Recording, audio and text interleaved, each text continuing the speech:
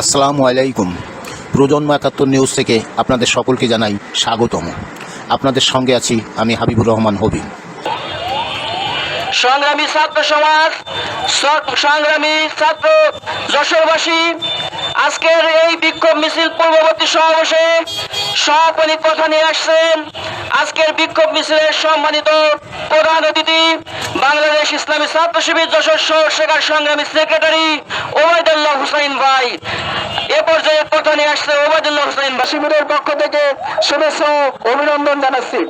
সংগ্রামী তাওহীদি জনতা, আমরা বলতে চাই, একজন হাদিকে গুলি করে বাংলাদেশের এই জুলাই যোদ্ধাকে কখনো থামিয়ে রাখা সম্ভব নয়। কারণ একজন হাদিকে হত্যা করলে ছাত্র শিবির হাজারো হাজারো হাদিকে জন্ম দিতে সক্ষম।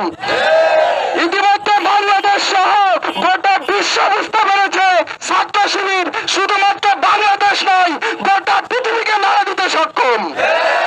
এই ছাত্র শিবির সহ জুলাই যোদ্ধাদেরকে কখনো থামানো সম্ভব নয়। আপনারা দেখেছেন, যখনই বাংলাদেশকে নিয়ে ষড়যন্ত্র করা হয়, এই সাধারণ ছাত্ররা বুক পেতে রক্ত দিতে সক্ষম। যারা বাংলার জন্য রক্ত দিতে পারে, তারা কোনো বুলেটকে কখনো ভয় পেতে পারে না।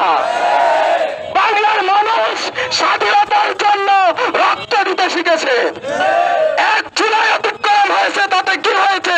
প্রয়োজনে বারবার জুলাইয়ের অভ্যুত্থান বাংলাদেশ ছাত্র শিবির জন্ম দিবে ইনশাআল্লাহ। রক্ত দিয়েছি একবার, প্রয়োজনে আরো বারবার রক্ত দিয়ে হলেও বাংলাদেশের মানুষকে স্বাধীনতা দিয়ে তারপরে আমরা ক্ষান্ত হবো ইনশাআল্লাহ। বাংলাদেশের তাওহীদি জনতা, ছাত্র সমাজ কখনো একটা বুলেটকে ভয় পেতে পারে না।